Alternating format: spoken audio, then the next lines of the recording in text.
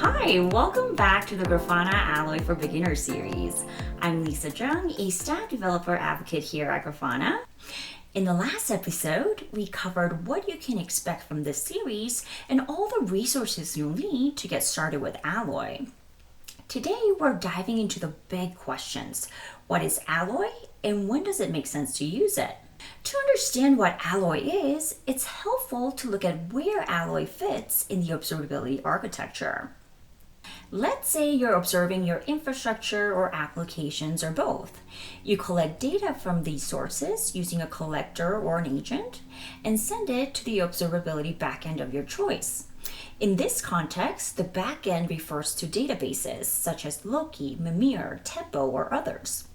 From there, you connect the backend to a visualization frontend, like a Grafana dashboard, where you can query and explore the data that matters to you.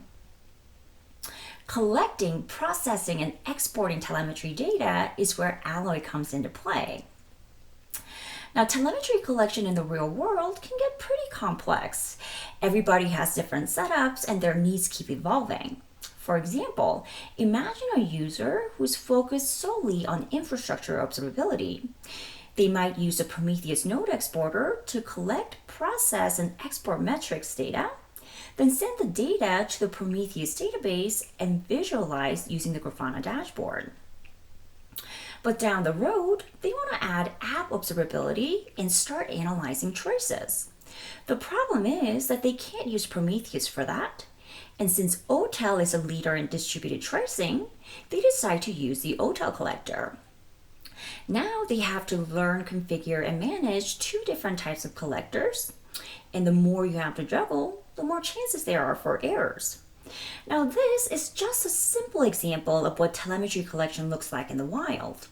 In reality, you'll often run into much more complex setups with multiple collectors, data format conversions, and all kinds of challenges. If we're looking to simplify our data collection setup, Alloy is a great open source solution to consider.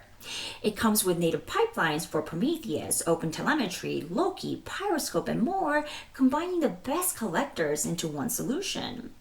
With Alloy, we can gather logs, metrics, traces, and profiles all in one place. That means less memory use, lower CPU overhead, and fewer headaches for our teams. And whether we're keeping an eye on infrastructure or applications, Alloy helps us manage it all without the hassle of juggling multiple collectors. We have one solution to learn, configure, deploy, and maintain. And as our systems grow more complex, managing telemetry gets harder.